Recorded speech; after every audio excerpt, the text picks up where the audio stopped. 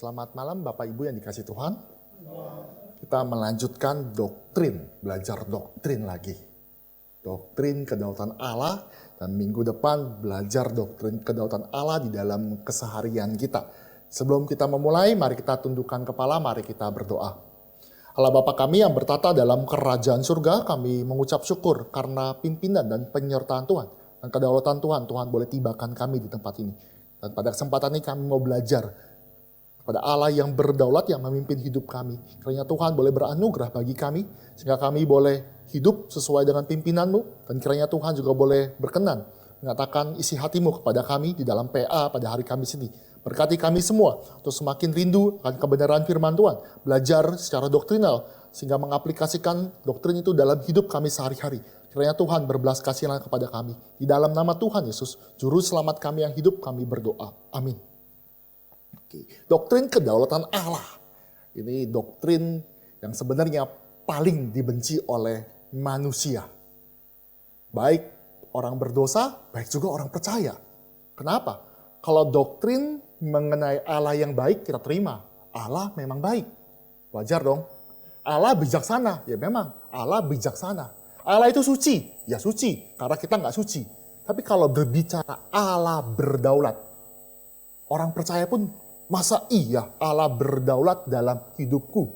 Masa iya saya jadi robot, sedangkan Tuhan tuh memimpin hidup saya. Tuhan berdaulat dalam hidup saya. Ini doktrin yang sangat ofensif. Ofensif. Kenapa? Bukankah saya manusia bebas? Bukankah saya bisa melakukan? Saya berpikir sekarang dan saya menentukan apa yang saya lakukan. Dan Tuhan tidak boleh ikut campur. Allah berdaulat. Kalau ketika Allah berdaulat, maka bagaimana dengan hidup saya? Apakah saya berdaulat dalam hidup saya? Ini ada doktrin yang ofensif, saya katakan. Bahkan di dalam perdebatan di dalam abad-abad 17, berbicara tentang Allah yang berdaulat atas segala sesuatu itu sangat ditentang. Saya orang merdeka, apalagi di dalam negara bule. Mereka adalah mereka yang tidak pernah dijajah. Mereka tidak punya filosofi bahwa dirinya itu adalah diri yang pernah dijajah. Maka ketika pengajaran firman Tuhan bahwa segala sesuatu ada dalam kontrol Allah, itu ofensif. Ofensif. Karena apa? Bukankah saya lahir merdeka? Bukankah saya bisa melakukan apapun? Bahkan saya berhak atas segala sesuatu. Hak asasi ditinggikan. Maka sulit sekali belajar tentang doktrin kedaulatan Allah. Maka di dalam pembelajaran nanti kepada orang percaya, pergumulan kita juga bukan berbicara tentang Allah sebagai Allah yang menyelamatkan kita, tetapi Allah yang berdaulat.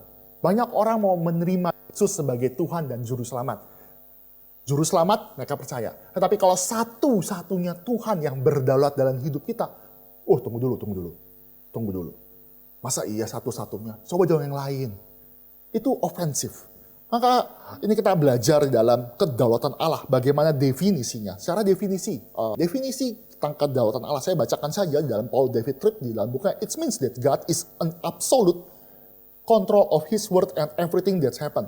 Without any gaps, limit, interference, or altering of His rule. It means that God alone determines all that will happen and rule. That means by which everything will happen. Ini saya meng-highlight di dalam yang saya kasih kuningnya. Tidak ada gap, tidak ada limitasi, tidak ada campur tangan, tidak ada yang mengikuti. Allah ini adalah Allah yang utuh, Allah yang berkuasa atas segala sesuatu. Kita mau mengenal sesuatu, perlu analogi. Saya mengajarkan anak saya bahasa Inggris, pohon. Kita perlu analogi, gambar pohon. Kenapa? Karena anak saya belum bisa memandang atau belajar pohon. Anak saya belajar pohon pun tidak komprehensif. Kenapa?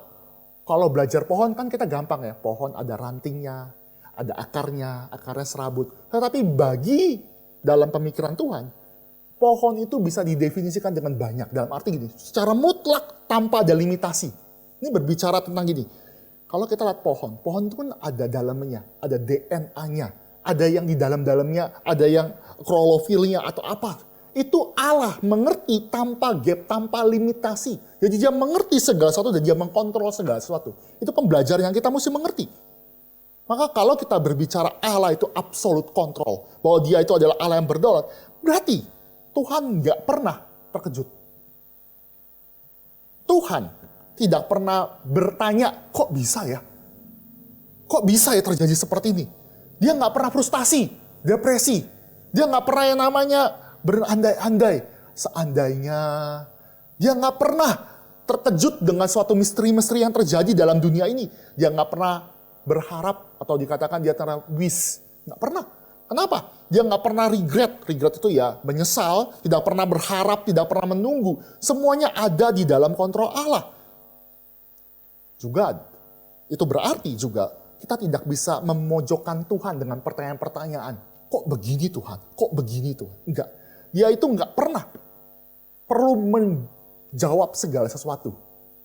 Ketika di pengadilan, kita adalah terdakwa misalkan, kita harus menjawab karena kita berada di dalam posisi dituduh. Kita menjawab. Tetapi Allah tidak pernah dituduh. Allah tidak pernah didakwa. Allah tidak pernah mengharuskan dirinya menjawab apapun. Allah tuh nggak perlu menjawab pertanyaan apapun. Dia adalah Allah yang berdaulat, tidak ada yang gagal dan rencananya tidak pernah ganti. Tidak pernah ganti rencana. Maka ini menjadi suatu pembelajaran bagi kita. Apakah kejatuhan manusia, kejatuhan Adam itu membuat Allah terkejut? Berdasarkan doktrin ini, Allah tidak terkejut. Allah mengetahui dan menetapkan, kita belajar ketetapan Allah, menetapkan Adam jatuh dalam dosa. Lalu apakah ketika Allah melihat Adam itu melakukan dosa, dia mengubah rencananya? Ganti rencana, kok tiba-tiba Adam makan buah? Buah yang dilarang. Gantilah plan B, atau plan C, atau plan D. Gagal nih di Taman Eden, bikin plan baru. Allah kita tidak demikian. Allah punya satu rencana kekal, ketetapannya, dan tidak pernah berubah karena Allah itu menetapkan segala sesuatu. Allah itu kontrol segala sesuatu. Wah, merinding ya. Kalau gitu gimana dengan hidup kita ya? Segala sesuatu di dalam kontrol Tuhan. Tidak ada yang lepas dari Tuhan itu. Tidak bisa lepas dari kontrol Tuhan itu. Nanti kita belajar, mungkin di minggu depan saya mengantisipasi sebagian kecil aja. Bagaimana nanti doktrin kedaulatan Allah itu justru menguatkan kita. Lalu kalau kita lihat di dalam hal ini, beberapa pertanyaan-pertanyaan ya. Contoh di dalam contoh Ayub ya. Ayub pernah bertanya kepada Tuhan. Ayub pernah berkata kepada Tuhan, Tuhan kenapa saya mengalami penderitaan yang begitu besar? Mengapa seperti itu? Ayub ketika melihat Tuhan, Tuhan menampakkan diri ya. Tuhan menampakkan diri dengan awan ditutupi dengan kabut. Artinya apa? Ada hiddenness of God. Tuhan ditutupi, tetapi Tuhan mereveal. Jadi kita nggak bisa melihat Tuhan dengan seutuhnya karena ada awan yang menutupi. Dan ketika dia menyatakan dirinya, dalam percakapan antara Ayub dengan Tuhan, Tuhan berkata, kau sebagai laki-laki jawablah pertanyaan-pertanyaan. Di manakah engkau ketika aku meletakkan dasar bumi ini? Wah, Ayub bingung. Apa kamu tahu tentang Leviathan? Leviathan itu ada. Leviathan itu di dalam ini. Dia yang membuat. Dia mengatur segala sesuatu. Dia membuat segala sesuatu. Dan saat itu Ayub langsung berkata, saya ini hanyalah manusia. Saya tidak mengerti apapun. Sebenarnya Ayub tidak perlu, Allah tidak perlu menjawab pertanyaan Ayub. Kalau di dalam pembelajaran ya, satu hal di dalam kelas waktu STTRI, kadang-kadang kita tanyakan, Tuhan kenapa sih terjadi seperti ini? Kalau berkaca dalam konteks Ayub ya, itu kan mengalami penderitaan, satu hari anaknya mati semua, satu hari kekayaannya hilang semua. Itu kan satu petaka yang sangat besar sekali pada zaman itu. Hilang segala sesuatu. Ayub sampai akhirnya tidak pernah tahu kenapa dia terjadi demikian. Kita tahu karena di dalam Alkitab. Kita tahu kenapa? Karena ada prolog, ada percakapan antara Allah dengan iblis. Sehingga Ayub itu terjadi yang namanya penderitaan. Tetapi kenapa Ayub itu menderita? Allah tidak bukakan. Allah sampai akhirnya Ayub dipulihkan dalam kondisinya. Tidak pernah dikatakan, aku begitu karena apa? Karena si setan tuh nguji-nguji, mau pengen ngetes. Enggak, tapi Ayub selesai sampai akhirnya Tuhan pulihkan. Dia tetap percaya bahwa Allah itu berdaulat atas segala sesuatu. Ini berbicara tentang Allah. Nah, terus selanjutnya berkata tentang Allah yang berdaulat, itu adalah secara gampang. Allah adalah Allah. No one like him. Tidak ada yang seperti dia. Dia berdaulat. Minggu lalu dalam kebaktian umum saya berkata, Allah kita bukan terkotak-kotak di dalam teritori. Allah kita bukan Allah gunung, bukan Allah gunung. Allah gunung wajar ya. Orang Israel atau orang zaman itu mengerti Allah Yahweh Allah gunung. Kenapa Bapak Ibu? Karena hukum 10 perintah Allah turun di mana? Di Sinai. Musa mendapatkan penampakan semak yang terbakar, yang menyala tapi tak terbakar, menyala tapi tak terbakar di mana? Gunung. Maka pemikiran daripada orang Israel, orang zaman itu, Timur Dekat kuno berpikir bahwa Allah Yahweh adalah Allah gunung. Allah yang muncul di gunung-gunung. Tapi ia kaget. Ternyata Allah yang dianggapnya Allah yang hanya di teritori gunung bisa memporak-porandakan Mesir. Nanti kita bahas di dalam hal itu. Dia bisa menghancurkan segala sesuatu. Dia berkuasa atas segala sesuatu. Artinya apa? Allah adalah Allah. Tidak ada yang seperti dia.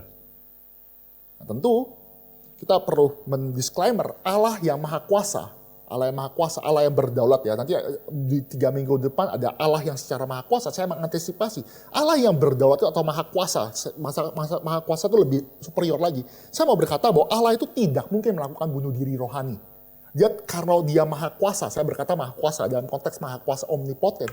Allah itu tidak pernah mungkin membuat sesuatu yang lebih besar dari dirinya. Ngerti maksud saya? Kalau dia bikin Allah yang lebih besar daripada dirinya, maka dia berhenti jadi Allah. Allah haruslah maha kuasa. Allah itu haruslah yang paling terutama, Allah adalah Allah. Maka penjelasan tidak ada seperti dia, menjelaskan dia satu-satunya. Tidak ada yang lain. Tidak ada tandingannya. Dia tidak mungkin bisa bikin tandingannya dia. Dia tidak mungkin bisa bikin Allah yang lebih maha kuasa dari dirinya atau semaha kuasa dirinya. Nggak bisa. Itu bunuh diri. Itu berhenti menjadi Allah. Saya lanjutkan. Di dalam aspek kedaulatan Allah. Maka ini definisi yang bagian kedua, slide berikutnya.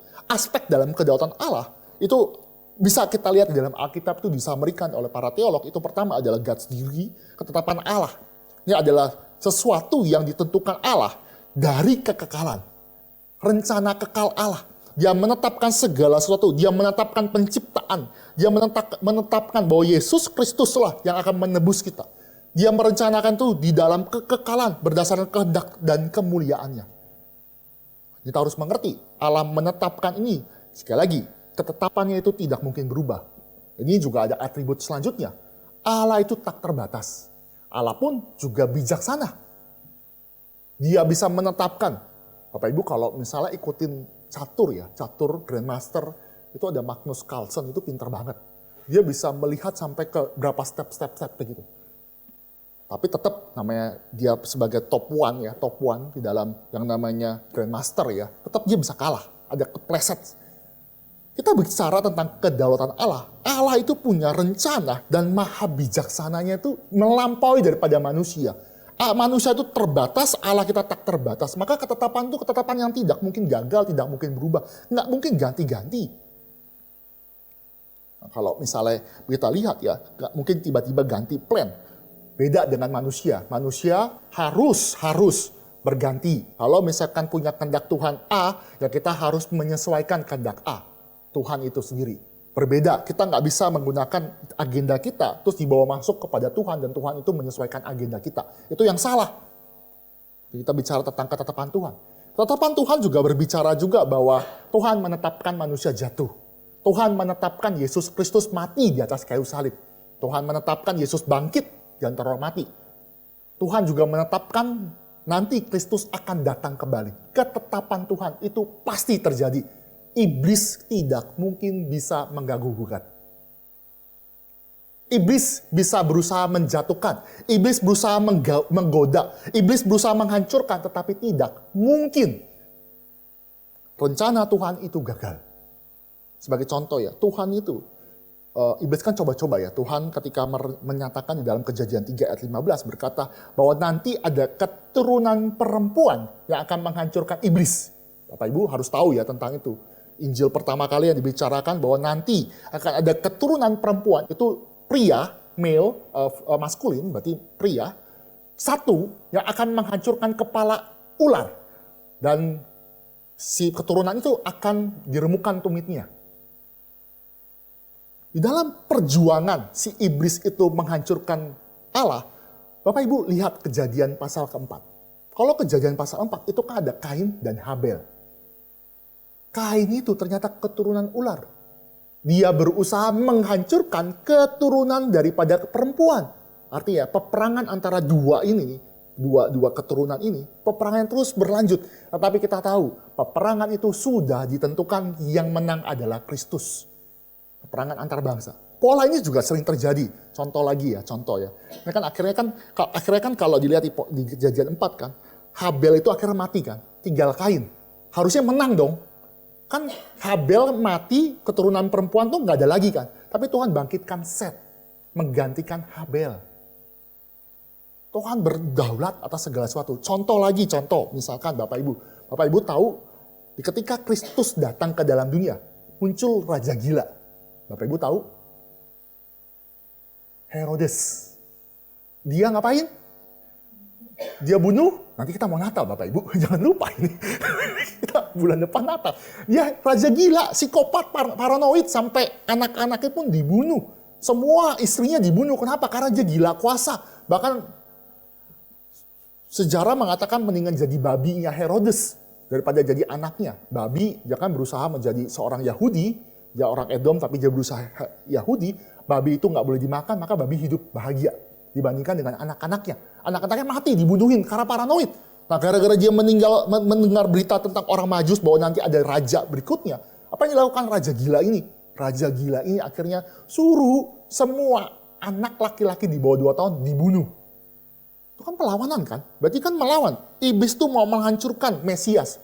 Tetapi Tuhan memimpin keluarga daripada Yusuf dan Maria pergi meninggalkan daripada tempat itu. Dia pergi ke Mesir, dia pergi menyelamatkan diri. Semua ada pertempuran. Tapi kita mesti mengerti di dalam aspek kedaulatan Tuhan, ketetapan Allah. Iblis tidak maha kuasa. Iblis tidak maha kuasa. Jadi ada beda antara yin and yang. Kalau belajar sedikit yin and yang, itu di tengah-tengah putih ada hitam. Di tengah-tengah hitam ada putih. Tahu ya, yin and yang, saya rasa tahu ya. Artinya apa? Di setiap ada orang kebaik, putih, ada kejahatan.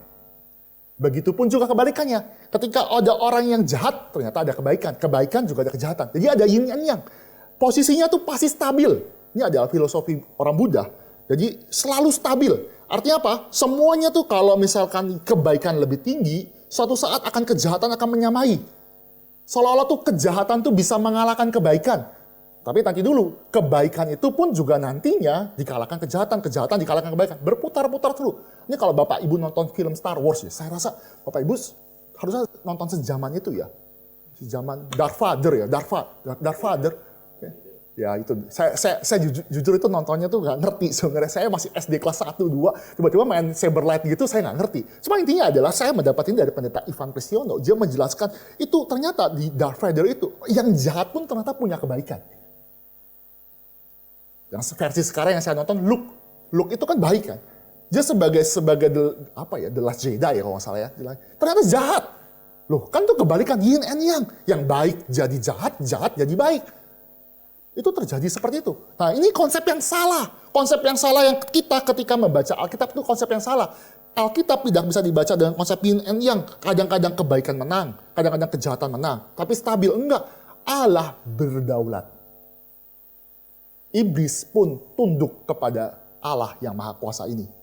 Dan ketetapan Tuhan mengatakan iblis suatu saat nanti akan dilemparkan. Tapi iblis pinter. Iblis tahu loh ketetapannya. Dia tahu nanti suatu saat akan dilemparkan ke neraka. Tapi dia ngajak-ngajak. Ngajak siapa? Ngajak-ngajak manusia. Terus manusia senang lagi diajak. Itu orang yang berdosa, yang bebal, itu mau diajak, senang. Sampai situ dia menyesal. Ujungnya, iblis itu tahu. Ujung-ujungnya itu kepada yang namanya neraka. Selanjutkan ya, di dalam Alkitab itu pertama ketetapan Allah. Yang kedua adalah providence, God's providence atau pemeliharaan Tuhan.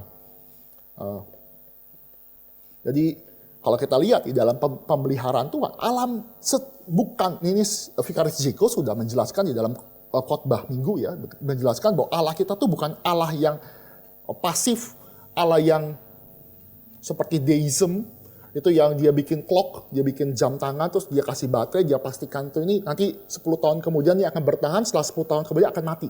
Itu Allah yang bukan Alkitab. Allah yang Alkitab, yang diajarkan Alkitab, dia aktif masuk dalam sejarah, dia memelihara, dia berpartisipasi, dia memerintah, dia mengkontrol, dia membuat hukum dan segala terlaksana. Allah yang memelihara, yang memastikan segala hukum-hukumnya perintah itu terjadi dengan benar. Bapak Ibu, kita mesti bedakan ya tentang ketetapan Tuhan dan juga providensinya Allah gini. Kalau kita lihat perspektif dari pemerintahan kita kan dibagi 3 ya. Ada yudikatif, legislatif, dan eksekutif. Nah, kalau yang membuat aturan itu legislatif, Bapak Ibu, ya kan ya. Yang mengeksekusi berarti presiden eksekutif. Tapi juga ada yang yudikatif, yang mengadili. Fungsi itu dibagi jadi 3 kan. Allah kita bukan Allah seperti ini. Bukan seperti sistem parlementer kita. Kenapa? Allah kita adalah Allah yang menetapkan hukum dan dia memastikan hukum ini dilakukan. Dan dia juga mengadili. Beda ya, kalau di Indonesia undang-undang sudah dibuat. Tapi kalau eksekutif nggak lakukan mau apa? Bisa juga kan begitu? Atau dibalik ya. Di dalam berita beberapa waktu lalu, Bapak Ibu kalau ikutin GKI Yasmin. Tahu ya GKI Yasmin itu kan nggak dapat izin. Tapi sampai level ke MA, tertinggi pengadilan mengatakan bahwa IMB-nya sah. IMB-nya sah. Tapi eksekutif nggak mau lakukan. Mau apa? Pengadilan juga nggak bisa menghasilkan itu. Jadi artinya apa? Eksekutif punya kedaulatan sendiri, yudikatif punya kedaulatan sendiri, legislatif juga punya kedaulatan sendiri. Itu konsep yang ada di dalam manusia. Dan konsep itu jangan dilempar kepada Allah. Allah kita berdaulat sepenuhnya. Dia kontrol, dia buat hukum, dia memastikan hukum itu berjalan. Dia memastikan segala ketetapan yang sudah Tuhan rencanakan dalam kekekalan pasti terjadi. Itu. Dan dia memelihara hidup kita, memelihara dunia yang sudah diciptakan. Seperti itu ya. Jadi kita mesti melihat di dalam hal itu. Allah itu masuk yang dalam sejarah. Tentu kita tahu minggu lalu saya sudah bahas di dalam kebaktian umum bahwa Allah kita masuk dalam sejarah dan Allah kita kenal di dalam Yesus Kristus. Allah kita berelasi, maka kita bisa berdoa juga kepada Allah yang berdaulat. Allah mendengar setiap doa-doa kita. Allah itu adalah Allah yang berpribadi dan dia juga mau berelasi dengan kita. Bukan Allah yang jauh di sana sehingga kita tidak mengerti apapun. Allah ini mau menyatakan isi hatinya, dia mereveal dirinya kepada manusia sehingga manusia itu bisa datang kepadanya. Ini kedaulatan Allah. Jadi bukan kedaulatan Allah seperti fatalistik. Itu tidak. Saya nggak berbicara tentang fatalistik bahwa manusia itu nanti sudah ditentukan. Fatalistik Bapak Ibu tahu ya. Kalau fatalistik artinya segala sesuatu itu Tuhan yang menciptakan dosa. Itu salah. Kita mengimani bahwa Allah tidak menjadi pencipta daripada dosa itu sendiri. Atau kita menolak konsep deterministik. Deterministik seperti ini. Deterministik itu adalah konsep bagaimana kalau sudah ini ada di vending mesin. Kalau Bapak Ibu misalkan ada vending mesin, uang Bapak Ibu cuma 10.000. 10.000 cuma ada pilihan beli kopi dan kopi susu. Bapak Ibu cuma pilih A sama B, kopi hitam dan kopi susu. Selebihnya itu kalau mau beli misalkan kopi yang lain, kopi yang misalnya kopi alpukat, kopi aren, itu nggak bisa. Kenapa? Karena uangnya nggak cukup. Itu ada sistem deterministik. Artinya apa? Ketika kita masukkan koin, kita hanya bisa memilih. Atau kita sudah ditentukan milih yang ini. Allah kita nggak seperti itu. Konsep kita adalah konsep Allah yang beranugerah. Allah kita adalah Allah yang beranugerah. Jadi nggak bisa berkata, ya sudah, karena uang saya 10.000, maka saya cuma dapat 2 pilihan itu. Kadang-kadang ada anugerah juga. Allah kita bukan di dalam closed system, tapi open system. Deterministik. Jadi saya mengatakan bahwa Allah itu adalah Allah yang tidak dalam konteks deterministik. Contoh. Kalau orang yang lahir di dalam keluarga pembohong, pasti biasanya pembohong. Betul kan ya? Itu deterministik. Kalau orang yang lahirnya di dalam kondisi suka bercerai, suka main perempuan, suka ganti-ganti pasangan, berarti nantinya anak-anaknya begitu. Itu konsep deterministik. Dan itu tidak berlaku dalam Allah kita. Karena Allah itu bisa, tanda kutip, berintervensi atau memelihara satu keluarga sehingga keluarga itu tidak lagi jatuh dalam dosa yang sama. Contohnya Yusuf. Dalam Alkitab, semua keluarga papa-papanya pembohong. Abraham suka bohong. Ketika ada kondisi yang tidak menyenangkan, dia berkata, jangan kamu bilang kamu itu istri saya. Dia kan berkata begitu kan? Bohong. Ternyata Ishak juga sama. Ketika di negara Filistin, dia lihat nih istrinya cantik. Maka dia bilang, ini bukan saudara, ini bukan istriku. Bohong lagi kan? Jadi ini Abraham bohong, Ishak pun bohong, Yakub apalagi. Bapak Ibu tahu ya bohongnya banyak ya. Jadi itu puncak kebohongan. Harusnya Yusuf juga bohong dong.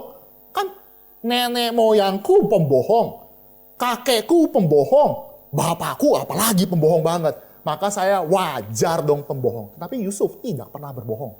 Maka ada konsep anugerah. Bapak Ibu ngerti ya, ada deterministik. Allah kita tidak deterministik. Maka ini juga berlaku sebaliknya. Orang yang lahir di keluarga bukan Kristen, bukan berarti pasti masuk neraka. Ada anugerah Tuhan. Begitupun sebaliknya. Ini suatu kekhawatiran juga ya. Yang lahir dalam kondisi mayoritas Kristen dan anaknya Kristen, belum tentu ya selamat. Nggak otomatis kan? Jadi ini makanya Injil harus tetap diberitakan kepada anak-anak kita di sekolah minggu. Injil tetap diberitakan kepada anak remaja. Kenapa? Konsep ini. Konsep perlu anugerah. Saya lanjutkan. Nah ini secara ya ini ada 6 potret kedaulatan Allah di dalam perjanjian lama. Saya ada 6, 3 di PL dan 3 di PB. Saya menjelaskan aja di dalam bagian ini. Yang pertama adalah bagaimana Allah itu berdaulat. Yaitu kisah Keluaran. Ada Firaun dan Allah. Kita belum membuka firman Tuhan. Kita buka firman Tuhan Keluaran 5 ya. Bagaimana Tuhan mau melawan Firaun, seolah-olah mencari perkara. Keluaran pasal ke-5, kita baca ayat 1 dan 2. Keluaran pasal 5 ayat 1 dan 2, saya 1, Bapak Ibu ayat kedua.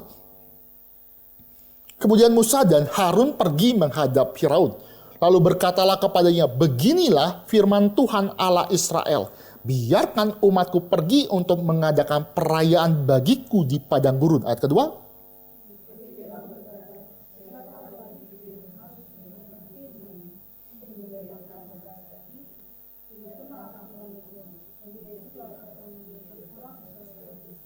Nah, Firaun, ingat ya, Firaun itu mengatasnamakan dirinya adalah dewa. Dia adalah anak dewa Ra. Dan ketika Musa dan Harun berkata kepada Firaun yang dewa juga, yang mengatakan dirinya dewa, bahwa ada Tuhan. Beginilah kata Tuhan. Gini loh ada Tuhan. Jawaban di pasal ayat 2 berkata, siapa Tuhan? Siapa itu Tuhan? Nah, bagaimana jawaban respon daripada Firaun? Kalau di dalam bahasa asli kelihatan. Di ayat 5 saya bacakan, di Keluaran 5 ayat 5 saya bacakan bagi kita semua. Bagaimana terang-terangan Firaun itu mau meninggikan diri. Lihat ayat 5 ya. Lalu lagi kata Firaun. Ini sebenarnya lagi kata Firaun. Lihat sekarang telah terlalu banyak bangsamu di negeri ini. Masakan kamu hendak menghentikan mereka dari kerja paksanya? Bapak Ibu kalau dilihat ya, kata lagi kata Firaun. Kata Firaun itu adalah sama seperti beginilah firman Tuhan. Jadi artinya apa? Beginilah firman Firaun. Kata yang sama. Tadi kan kita sudah baca ayat 1 dan 2 berbicara Musa datang, beginilah firman Tuhan. Beginilah kata-kata Tuhan kepadamu, bebaskan bangsa Israel. Tapi dia mau menandingi Tuhan dengan berkata, aku juga Tuhan. Beginilah firman Firaun kepadamu, aku makin menyiksa mereka. Jadi sengaja menandingkan. Dan apa akibatnya? Di dalam kisah Keluaran sering saya sudah bahas. Itu Tuhan mempermainkan Allah daripada orang-orang Mesir. Mereka politeistik. Mereka percaya banyak Allah. Dan di dalam tulah itu, Allah menyatakan diri dia adalah Allah yang berdaulat atas segala sesuatu. Air jadi darah. Dia berkuasa atas alam. Semua segala sesuatu dia nyatakan. Itu, ini kalau kita lihat ya. Tulah 1 dan 2 kalau kita baca sama. Tulah 1 dan 2 kan tandingkan. Ketika pertandingan itu kan Firaun juga nggak mau kalah. Firaun tuh akhirnya panggil ahli sihirnya. Jadi battle. Air jadi darah. Si ahli sihirnya, orang yang bisa pakai kuasa setan juga, bikin hal yang sama. Air jadi darah, dibikin juga air jadi darah. Ini mau membuktikan, iblis pun juga ada kuasa, tapi dia tidak maha kuasa. Kenapa saya katakan demikian? Karena dia mampu cuma replicate, tidak memberikan solusi. Ngerti ya? Kalau iblis itu punya kuasa lebih tinggi daripada Allah Yahweh, setelah dia bikin air jadi darah, harusnya si Firaun itu suruh perintahkan, balikin lagi darah jadi air. Itu kan battle kan, the real battle. Kalau cuma duplikat artinya apa? Cuma menambah masalah, ngerti ya? Ya, ngapain bikin begitu? Tulah 1 dan tulah 2, ahli sihir bisa replikat. Tapi sejak tulah ketiga, ahli sihir tidak mampu mereplikat daripada Allah Yahweh itu. Maka tulah keempat, tulah kelima juga saya sudah bicarakan di dalam kebaktian umum.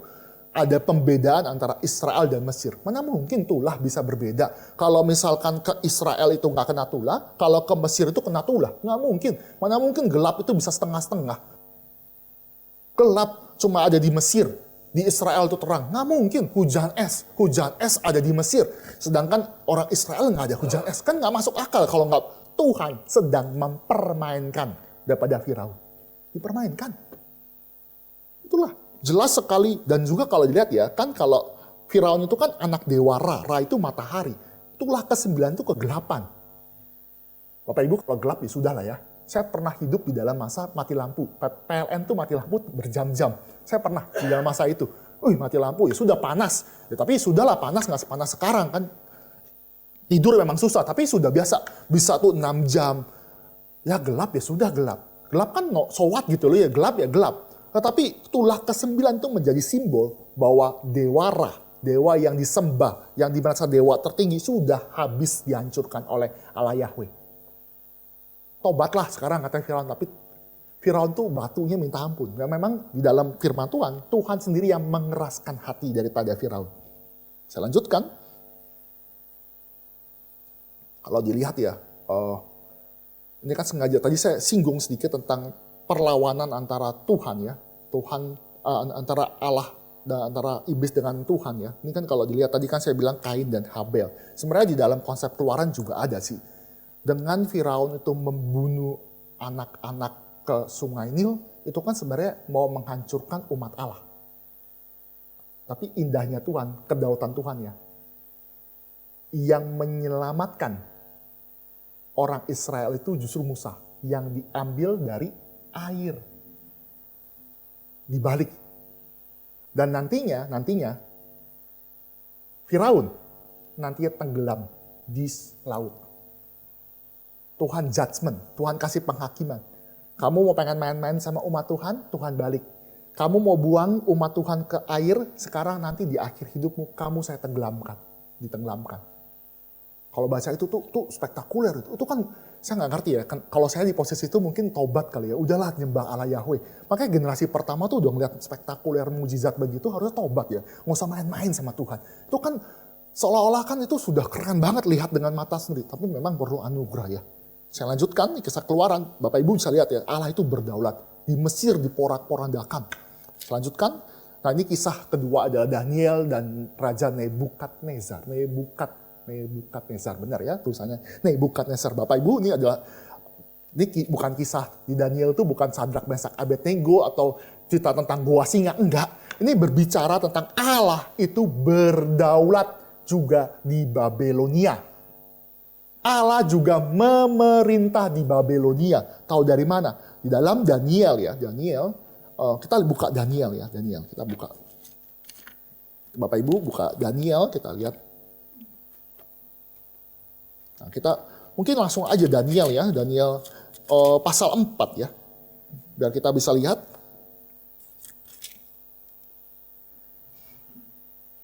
Kita baca coba bergantian ayat 28 sampai 33. Daniel pasal 4 ayat 28 sampai 33. Nanti saya akan jelaskan apa maksud daripada kedaulatan Tuhan. Saya 28, Bapak Ibu 29 sampai 33. Semuanya itu terjadi atas Raja Nebukadnezar ayat 29.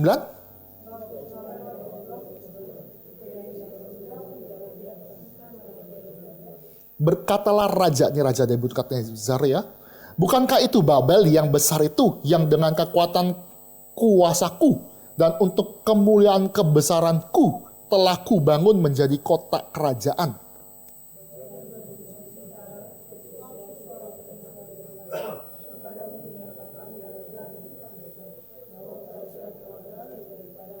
Engkau akan dihalau dari antara manusia, dan tempat tinggalmu akan ada di antara binatang-binatang di padang.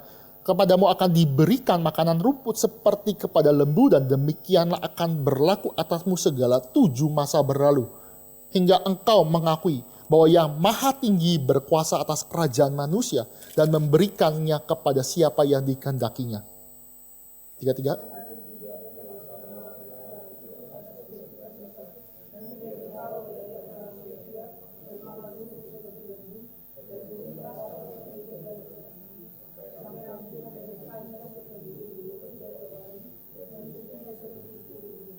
Pak Ibu, nih sampai di akhir sebenarnya bisa kelihatan di ayat 36, tapi kita nggak perlu membaca semua. Ini adalah kisah bagaimana Nebukadnezar tuh sudah dikasih wahyu Tuhan. Kamu tuh jangan sombong. Daniel sudah terjemahkan, udah menafsirkan mimpinya. Nebukadnezar, rajaku, raja di atas segala raja. Jangan kamu menyombongkan diri.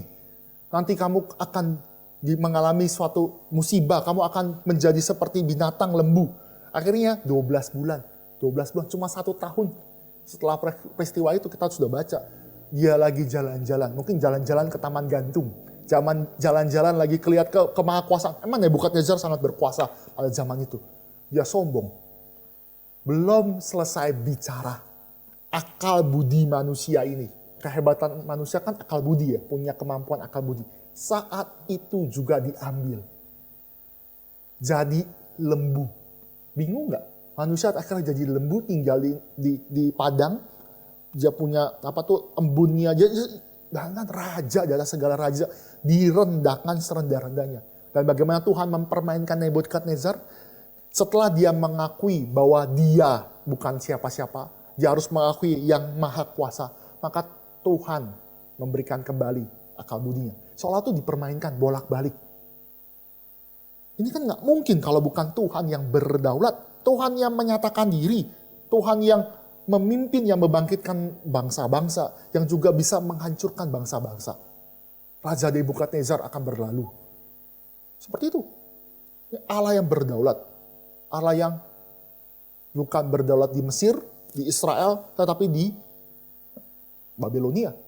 Lanjutnya, ini ada 3 kisah berikutnya, kisah Yunus menyatakan kedaulatan Tuhan. Bapak Ibu, ini kisah yang sangat terkenal ya, nabi kecil yang singkat, tapi dia nggak ada, namanya nabi kan itu berbicara tentang nubuatan. Tapi itu kisah loh sebenarnya. Itu kan kisah-kisah seperti itu ya, itu cuma kayak cerita gitu, cerita dari pasal 1, 2, 3, 4 itu cuma cerita. Pasal 2 doang nyanyian. Tetapi sebenarnya nubuatan itu adalah di pribadi Yunus itu sendiri. Apa? Bahwa Tuhan itu berdaulat. Tuhan itu juga memberikan pertobatan kepada Niniwe. Dan lebih hebat lagi, sebelum dia memberikan pertobatan kepada Niniwe, Alkitab memberikan suatu penjelasan. Pergilah kamu ke kota besar. Kota besar. Kedua, itu nggak disebutkan Niniwe. Kota besar. Ya mungkin disebutkan Niniwe. Tapi kota besar. Tapi Yunus nggak mau. Dia pergi melawan arah. Dia melawan Allah, melawan yang namanya kehendak Tuhan. Dia pergi menjauhi perintah Tuhan. Apa yang terjadi? Tuhan berdaulat atas ciptaan. Dia kirimkan badai besar. Berarti ini ada kota besar, badai besar. Setelah itu kan saya nggak perlu ceritakan ya. Karena dia, ini ada jokes sih sebenarnya. Kehebatan Yunus itu bukan dia selamat di ikan itu ya. Dia bisa tidur di tengah badai. Dia tidur di tengah badai, akhirnya dia dibangunin. Setelah dibangunin dia masa nggak bersalah. Akhirnya dia dapat undi, karena dilempar. Atas penentuan Tuhan, Alkitab mengatakan atas penentuan Tuhan muncul ikan besar. Berarti besar. Ikan. Dimakan, akhirnya di pasal kedua dia nyanyi, dia akhirnya bertobat. Dia mengaku bersalah. Dia akhirnya dimuntahkan. Dan kata-kata yang berikutnya adalah atas penentuan Tuhan, ikan besar itu memuntahkan si Yunus. Kan atas penentuan Tuhan. Itu kalau kita baca, kalau Bapak Ibu kalau baca surat, baca kitab-kitab kecil, jangan sepotong-sepotong satu pasal, langsung habis. Itu pasti kelihatan itunya, alurnya. Itu berulang kali kata besar, besar, besar. Penentuan Tuhan, penentuan Tuhan, penentuan. Bahkan di pasal keempat terakhir ya, atas penentuan Tuhan, Yunus mendapatkan pohon yang enak. Ada dia berteduh. Penentuan Tuhan. Enak, satu hari langsung datang ya namanya pohon, dia bisa berteduh, dia puji Tuhan, dia senang banget, dia akhirnya bisa istirahat. Besoknya atas penentuan Tuhan. Atas penentuan Tuhan. Muncul ulet makanin satu hari lenyap. Dan atas penentuan Tuhan itu ada angin yang teriknya sampai dia mau mati. Lihat, semua itu atas kedaulatan Tuhan. Atas waktunya Tuhan. Allah yang berdaulat. Allah yang berdaulat juga di dalam ciptaan. Allah juga yang kita katakan Allah yang memelihara dan segala sesuatu ciptaannya patuh dan di dalam kontrol Allah. Ini 3 di PL ya. 3 cepat lagi di PB Bapak Ibu. Yang keempat adalah berbicara tentang Matius 10 ayat 29 sampai 30. Saya tulis gagak, harusnya pipit ya. Maaf ya.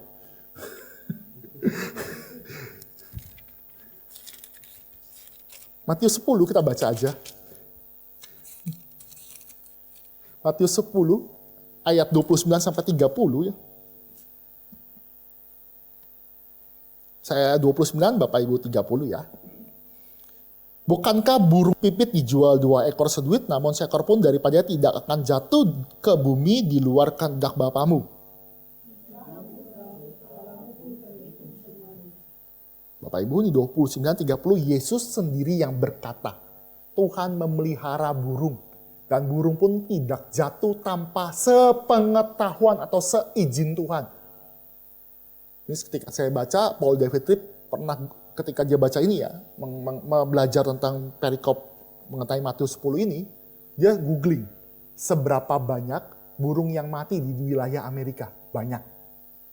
Dan itu saking banyaknya, dia juga bingung. Ini baru di Amerika, belum di dunia.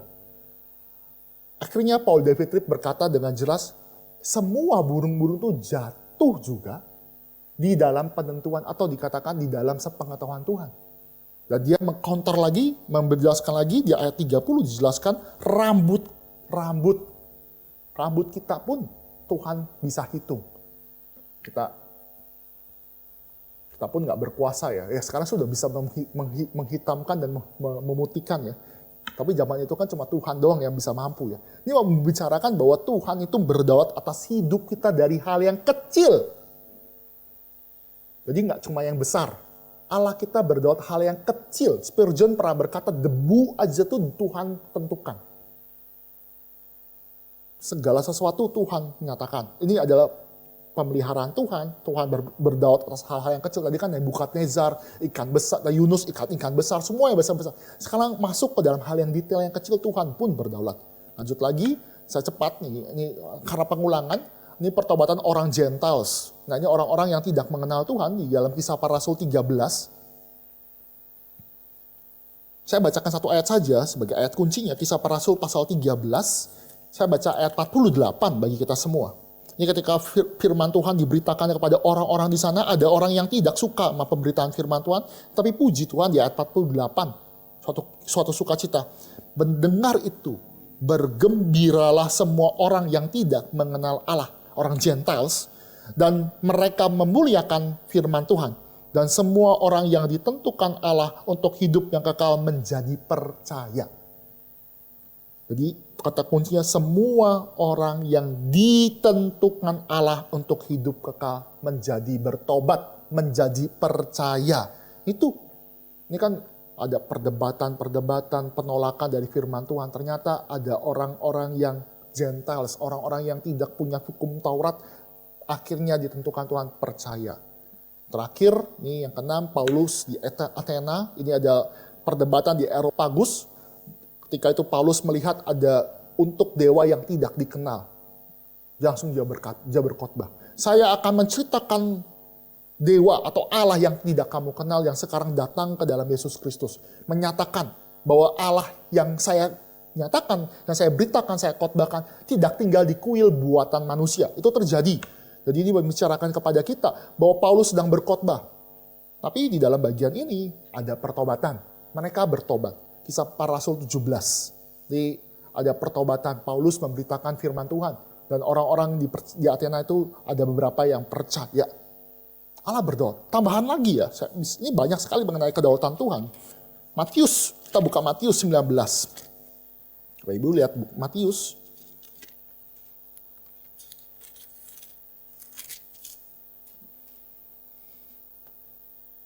Matius pasal 19.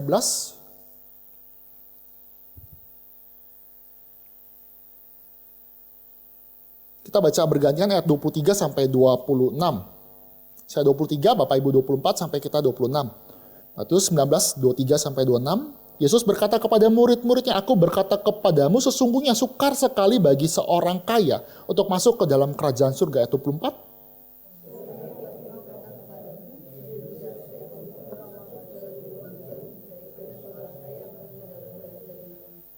Ketika murid-murid mendengar itu sangat gemparlah mereka dan berkata, "Jika demikian siapakah yang dapat diselamatkan?"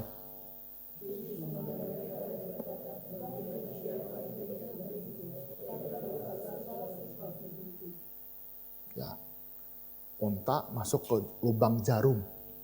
Ini lubang jarum ini banyak perdebatan, tapi saya setuju bahwa lubang jarum ini bukan mengacu kepada satu gerbang, enggak. Tapi ini lubang jarum. Jarum literal, jarum.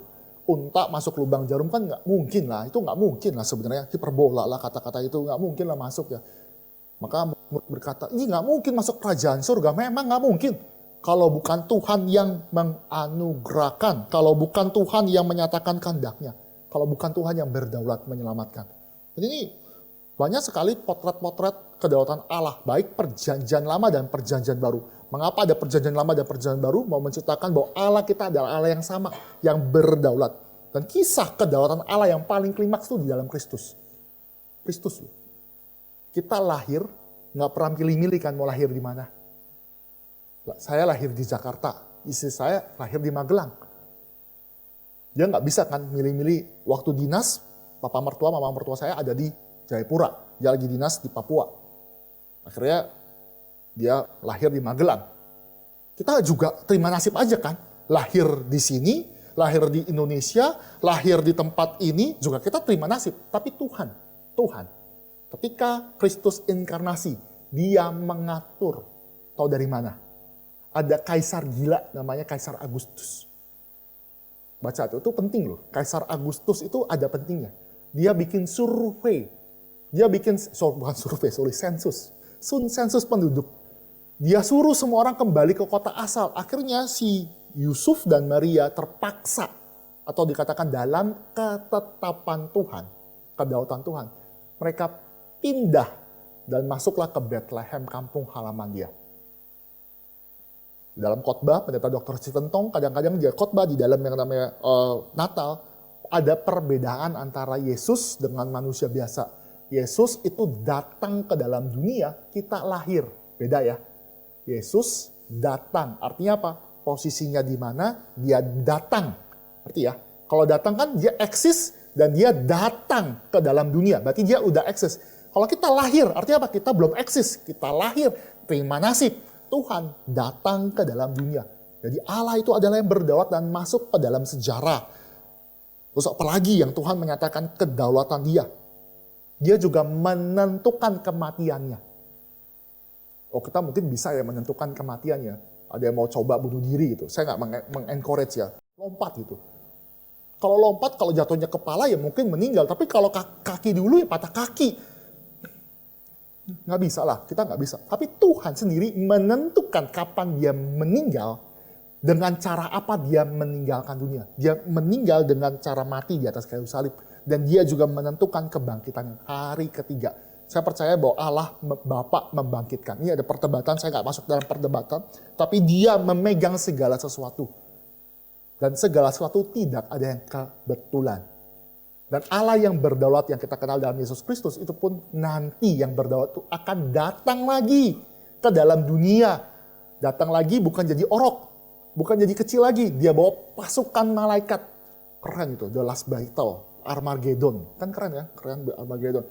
Ya kita keren karena kita kalau di pihak yang menang sih puji Tuhan ya, di pihak yang musuh sih udah wassalam ya kan. Ya itu sukacita ya, sukacita karena Allah itu adalah berdaulat. Maka saya tutup ya sebenarnya. Doktrin ini ya nanti di minggu depan akan belajar tentang keseharian apa dampaknya. Doktrin ini justru doktrin yang menghibur kita. Kita berada di dalam pihak yang berdaulat. Menghibur loh. Terhibur loh. Gereja sekarang teraniaya. Kita bikin izin susah ya. Susah lah. Semua gereja susah. Ada teraniaya. Di China, saya pernah cerita juga, salah satu teman STT ditangkap. Ya, dia ditangkap, hamba Tuhannya sampai sekarang sudah hilang, si Wangi. Kita nggak tahu di mana, udah dari 7 tahun yang lalu, sudah tidak ada kabar. Dia tuliskan di dalam suratnya, bukan surat kabar, tapi surat-suratnya itu akhirnya dibukukan. Sekarang sudah hilang di mana. Itu suatu, aduh kok begini ya? Kok kayaknya seolah-olah iblis tuh menang atau pemerintahan yang ada di dalam dunia ini menang terhadap Kristus. Enggak. Endingnya baca kitab Wahyu. Endingnya Kristus menang. Itu pengharapan kita. Maka kita bisa berharap dan kita bisa bertekun di dalam dunia. Maka gereja itu gereja yang harus siap. Dan juga terus berharap kepada Allah yang berdaulat. Itu penghiburan. Penghiburan bagi kita. Penghiburan bahwa Allah yang bisa. Dan juga ini penghiburan juga bahwa Allah yang berdaulat pun Allah yang sanggup mengubah hati seseorang. Saya pernah cerita juga ya, ada orang tua menyekolahkan anaknya, tiba-tiba ketika menyekolahkan anaknya dia terpapar ateis, dia akhirnya menolak firman Tuhan, akhirnya dia melawan Tuhan. Mamanya berdoa terus, dia berdoa kepada Allah yang berdaulat dan Tuhan, puji Tuhan. Dalam ketetapan Tuhan, anaknya balik lagi. Kenapa bisa berdoa? Karena tahu Allah yang sanggup mengubah hati seseorang. Allah yang berdaulat, bukan iblis yang berdaulat. Jadi ini suatu penghiburan sebenarnya. Suatu penghiburan bagi kita di dalam hal-hal detail, hal-hal kecil, hal-hal segala. Waktu pendeta Jethro juga ya. Pendeta Jethro kan khotbah kemarin saya baru sadar juga ya. Kita kan lahir. Kita lahir 2 tahun pertama ingatan kita nggak tahu kan ya. Ya, itu percaya ya. Dia juga bicara memang benar sih. Kita punya memori 2 tahun ke bawah, bahkan mungkin 3 tahun ke bawah, itu kita nggak punya memori. Lupa. Saya pun lupa. Yang paling mengenal kita adalah orang tua kita. Tapi orang tua pun juga suatu saat akan meninggal. Nah Allah yang berdaulat, yang kekal itu, yang selalu mengingat kita, yang mengenal kita jauh lebih dalam daripada kita. Itu penghiburan loh. Jauh lebih bijaksana daripada kita. Ini jadi pembelajaran, kita akan bahas di minggu ke depan mengenai bagaimana efek apa doktrin kedaulatan Allah itu adalah doktrin yang menghibur. Ini bukan doktrin yang ofensif ya, seperti yang introduction saya ya. Kan kita maunya bebas. Justru yang bebas justru menuju kematian. Kiranya Tuhan memberkati kita. Kita doa dulu, nanti kalau ada tanya jawab kita akan ada tanya jawab. Hari kita tundukkan kepala, mari kita berdoa. Allah Bapa kami yang bertata dalam kerajaan surga, kami mengucap syukur karena kami mengenal Allah yang berdaulat. Dan kami mengenal di dalam Kristus Yesus yang datang ke dalam dunia. Kami mengucap syukur ya Bapa untuk suatu lagi pengertian mengenai kedaulatan Allah.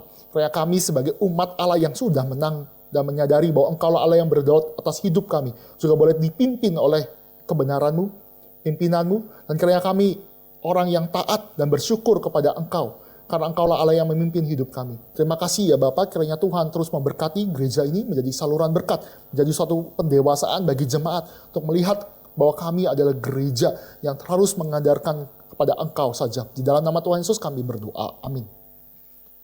Silakan Bapak Ibu jika ada mau yang didiskusikan mengenai doktrin kedaulatan Allah. Ini doktrin yang ofensif. Ya sih, saya mikir juga ofensif ya.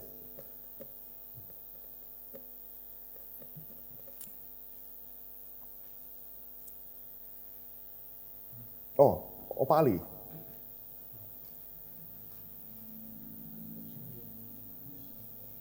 Tadi Bapak mengatakan Tuhan itu apa yang akan terjadi dia tahu duluan. Jadi tidak mungkin dia menyesal, kira-kira gitu kan. Betul. Tapi saya Bapak coba lagi ya. Dan ini satu, saya ingat waktu saya baru percaya, pernah tanya di pendeta juga. 1 Samuel pasal 15 coba. 1 Samuel pasal 15 ayat 30. 15 1 Samuel pasal 15 ayat yang ke-10. Coba lihat ya.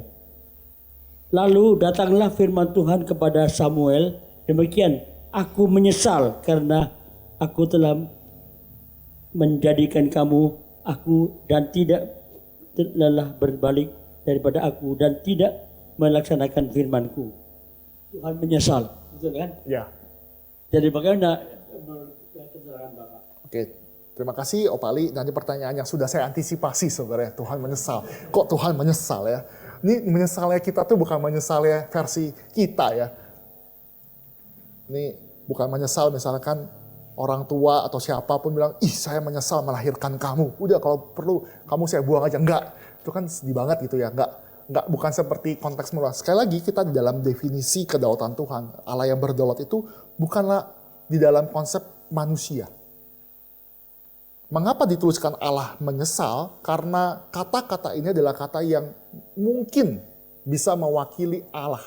Ini adalah bahasa yang dikatakan supaya manusia mengerti ekspresi Allah yang sedih sekali, maka dikatakan Allah menyesal. Tapi bukan menyesal kayak dia tuh kayak gagal rencana, enggak. Allah yang menyesal tuh mungkin say sorry. Kenapa sih begini? Kayak ada something yang terjadi dalam hidup tuh. Jadi ini bukan menyesal karena gagal rencana, tidak. Kayak Tuhan menciptakan Adam gitu. Itu kan Allah menyesal dalam arti konteks ya kenapa menyayangkan kenapa kamu jatuh dalam dosa. Kayak kita lihat kenapa sih kamu jatuh dalam dosa gitu. Itu seperti itu. Jadi ini adalah bahasa antropomorfis dalam bahasa teologi. Bagaimana kata itu adalah kata yang dipakai supaya menerangi, menjadi analogi bagi kita supaya kita mengerti konsep Allah yang sedih gitu. Seperti itu. Jadi Opali seperti itu, ini bukan konsep Allah yang menyesal versi kita yang kita salah rencana, salah pilih jalan terus nyesel, kita salah pilih kena tipu terus nyesel, enggak, itu bukan seperti itu. Jadi ada dimensi lain. Nah dimensi yang lain itu adalah dimensi Allah itu ya mungkin say sorry, bilang oh say sorry bukan say sorry gitu, tapi ya menyayangkan kenapa kamu begitu. Begitu Opali, dia bukan. Memang kalau di dalam bagian ini ya, di dalam ketetapan Tuhan itu sudah menetapkan. Tetapi Tuhan itu adalah Tuhan yang berkomunikasi dengan kita. Kan saya bilang Allah itu berpribadi. Bayangkan kalau kita ketemu Allah, ketemu papa mama yang nggak pernah punya emosi ya. Papa tahu kamu pasti akan dapat nilai jelek. Sudahlah, kamu sudah nggak usah sekolah. Kan gimana ya? Nggak ada gimana ya? Itu kan kayak Allah lain sebenarnya. Itu Allah agama lain. Agama Allah yang fatalistik, kita Allah yang berrelasi. Bapak Ibu kalau kita perhatikan ya, dalam kisah Yunus, sedikit Yunus. Yunus itu nggak pernah bilang di dalam khotbahnya ke Niniwe, suruh bertobat. Bapak Ibu perhatikan deh. Yunus datang ke Niniwe, langsung berkata 40 hari Tuhan akan tunggang balikan. Sudah, titik. Tidak ada berita pertobatan. Tapi dalam kehendak Tuhan, dalam kedaulatan Tuhan, Niniwe itu dipertobatkan.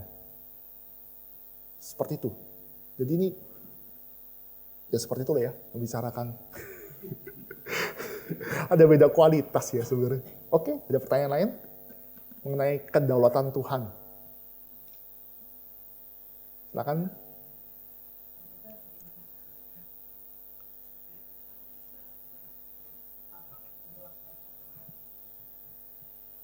Caranya ya, nggak tahu.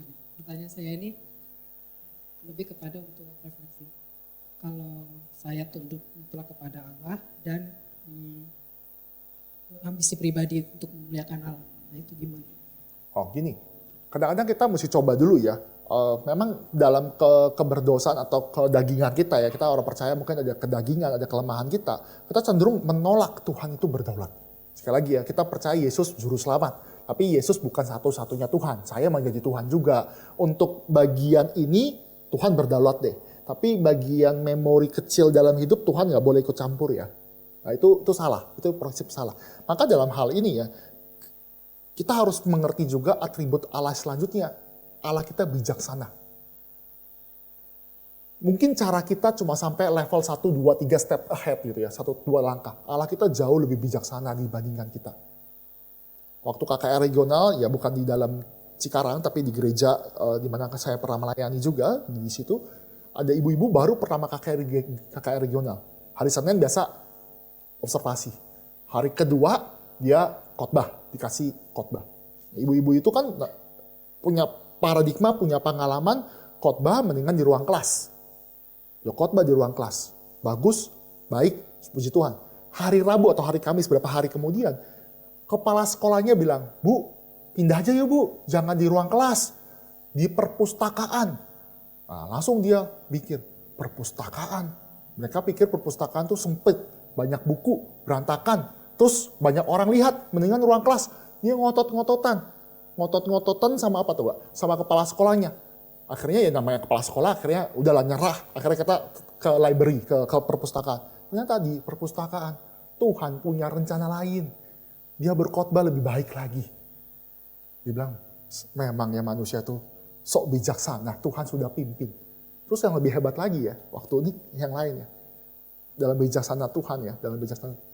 Kan kalau KKR kan ada yang sendiri-sendiri ya. Maksudnya berdua-berdua, kadang-kadang ditentukan, kamu khotbah ya, kamu pemimpin pujian ya. Tapi ada satu kali itu kan ada di hari terakhir, menjelang hari terakhir itu rame. Jadi numpuk lah, pelayan tuh numpuk. Ketika numpuk apa yang terjadi bahwa ketika itu numpuk, udah di-assign itu siapa yang khotbah, dia nganggur. Dia nggak persiapan. Ternyata dibagi banyak kelas. Salah perhitungan kan bisa salah perhitungan kan. Akhirnya dia khotbah. Dia langsung bilang, kenapa saya nggak persiapan? Ya memang sih akhirnya dia menyesal. Akhirnya besoknya lagi dia benar-benar persiapan. Ya, puji Tuhannya, Tuhan baik sih. Tuhan baik di tengah kelalaian manusia, Tuhan berdaulat juga, tetap mengasihi. Kan biasa kita pakai speaker pinggang. Dia lupa bawa speaker pinggang. Dan itu dia udah cukup berumur, suaranya kecil. Cewek, suara kecil. Istri saya suka maksa juga sih. Istri saya tuh akhirnya nego, ada gak speaker? Akhirnya kepala sekolah keluarin speaker gede. Speaker gede yang didorong dipakai buat dia. Buat ibu itu buat khotbah. Itu jalan Tuhan sih. Abis itu dia menyesal. Dia bukan menyesal, dia mempertobatkan dirinya. Harus persiapan. Saat tidak siap atau siap harus bisa beritakan firman Tuhan. Saya rasa banyak lah contoh-contoh bagaimana cara Tuhan jauh lebih bijaksana, pakai cara kita malah gagal. Ikut jalannya Tuhan, ya nanti kita lihat lah endingnya gimana. Masalah utama kita kan gini, kita minta Tuhan tunjukkan jalan, setelah Tuhan tunjukkan jalan, kita selalu nanya, masa iya jalannya ini, kita cari yang lain dong. Kita mau supaya Tuhan pimpin kita jalannya, sekaligus kita pun juga berjalan di jalan-jalannya Tuhan. Kadang-kadang kita cuma tunjukin, oh ternyata jalannya susah ya, mundur dulu deh. Enggak. Kita taat kepada jalan Tuhan. Itu faktor taat, Bu. Kalau saya jadi Musa sih, dulu serem juga sih ya. Kalau Bapak Ibu Jul jadi Musa ya. Memimpin banyak orang gitu ya. Matilah itu. Itu dirajam lah, siapa yang lahirin juga bukan saya. Itu kan berat banget ya. Tapi Tuhan berikan kekuatan ya. Oke, seperti itu ya. Memang di tengah-tengah ketidaktaatan Tuhan bisa mengeluruskan ya. Tuhan bisa memukul, bisa bisa mengarahkan kita ya, sehingga kita bijaksana ya dalam hal ini. Oke. Silakan Pak Ginting.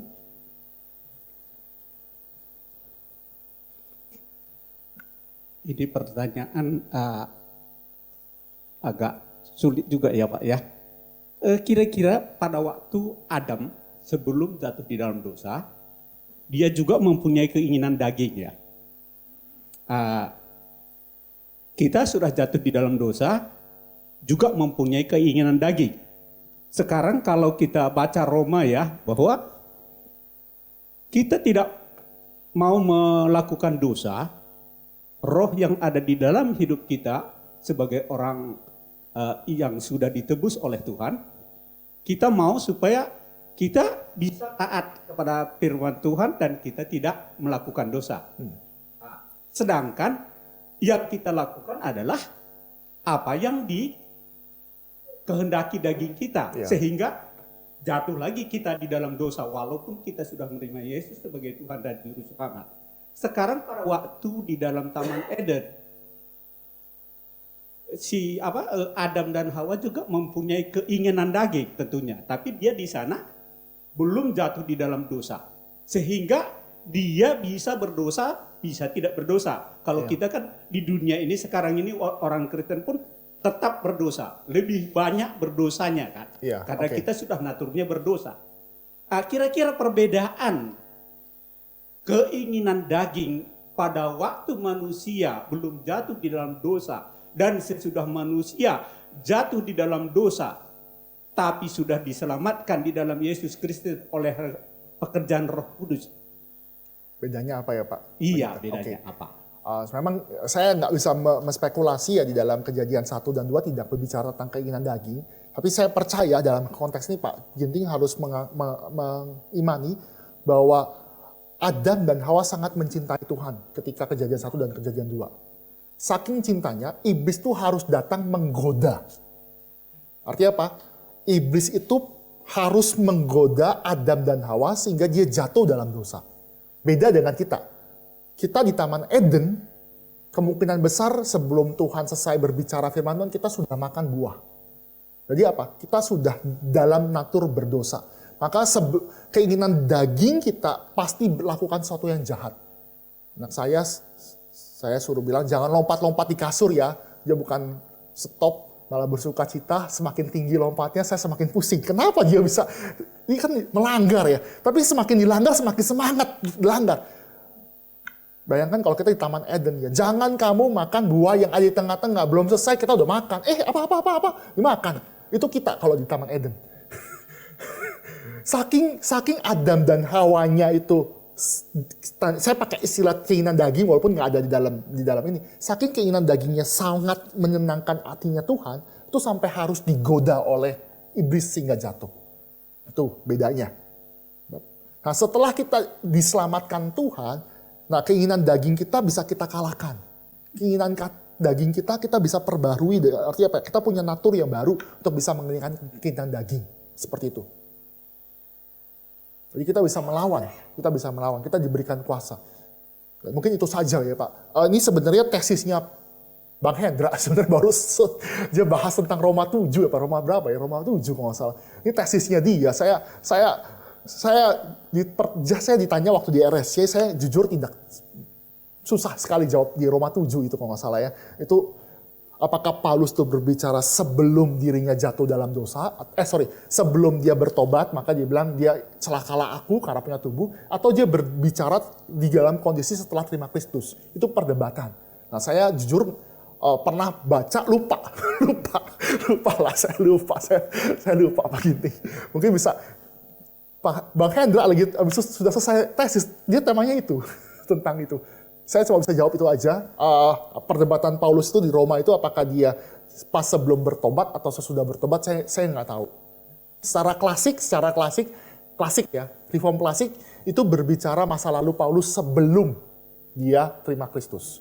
Tapi beberapa ahli menuju ke sekarang bahwa itu perdebatan dia sudah terima Yesus. Jadi saya belum bisa jawab apa bedanya. Ya Pak Ginting nggak usah pikirin keinginan daging. Asal gini ya, kalau misalkan kita dipenuhi oleh Roh Kudus, kita nggak akan kepikiran keinginan daging. Ngerti ya? Hidup dipimpin oleh Roh, tidak akan kepikiran keinginan daging. Itu aja. Jadi ingat, kamu hidup dipimpin oleh Roh. Sudah. Kalau dipimpin sama Roh, nggak mungkin kamu nggak akan kepikiran daging. Udah, itu aja. Iya benar kan ya? Cukup tahu yang positifnya aja, yang negatif kan kebuang. Sudah lah, gitu aja. Jadi keinginan daging itu buang dengan cara kita hidup oleh Roh. Jadi buah Roh itu selalu kita lakukan gitu ya. Oke. Terakhir atau kita Pak Eka silakan Pak, terakhir ya. Ini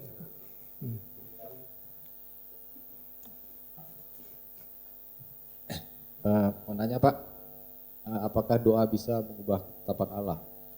Oke. Di dalam konteks ini saya percaya bahwa dua-duanya bisa dalam hal ini. Kalau Pak Eka ngomong ketetapan, saya berkata tidak. Tetapi masalahnya, ya masalah utama manusia yang terbatas, kita tidak tahu ketetapan Tuhan. Tuhan tidak membukakan ketetapannya kepada kita dan dia tidak perlu membukakan ketetapannya kepada kita. Beberapa ketetapan sudah dibukakan di dalam Alkitab. Contoh seperti tadi, Yesus mati, disalibkan. Itu ketetapan Tuhan. Dia reveal, dia kasih tahu. Yesus akan datang kembali. Berarti itu dia reveal. Tapi masalah ketetapan Tuhan, misalkan orang ini diselamatkan atau tidak, kita tidak tahu. Karena Alkitab tidak membukakan. Atau kota ini, kota Efesus yang dulu pernah cinta Tuhan, sekarang sudah murtad. Apakah nanti kota Efesus akan menjadi kota kekristenan lagi? Nah itu tidak tahu, karena Tuhan tidak membukakan ketetapannya. Maka ada ketetapan yang dibukakan, saya bukan ketetapan. Ada kehendak Tuhan yang dinyatakan di dalam Alkitab. Itu yang kita cari tahu. Jadi firman Tuhan yang kita bukukan, itulah yang kita selalu tekunin. Kita cari tahu 10 perintah Allah, semua firman Tuhan, hukum kasih, itu yang kita pelajari. Maka hubungan dengan doa apa? Kita berdoa, misalnya berdoa kepada seseorang supaya dia bertobat, atau berdoa supaya ada something itu ya, supaya ini. Di dalam ketetapan Tuhan kita tidak tahu apakah doa kita, secara tegas saya katakan doa kita nggak bisa mengubah ketetapan Tuhan. Masalahnya ketetapan Tuhan kita nggak tahu. Maka yang Tuhan reveal adalah yang dia reveal, will yang dia reveal. Will yang dia reveal itulah yang seolah-olah bisa berubah. Seolah-olah bisa berubah. Kayak tadi seperti contoh Yunus. Yunus dalam konteks Niniwe, Tuhan sudah menetapkan Niniwe diselamatkan. Dalam konteks Yunus ya. Tapi Yunus kan juga kurang ajar sebagai nabi ya. Dia bukan khotbahin pertobatan, malah bilang tumbang balikan. Akhirnya Tuhan malah suruh, malah kedaulatan Tuhan mengatakan bahwa Raja Niniwe sampai binatang-binatang itu pakai kain kabung. Pertobatan sungguh-sungguh, itu dia.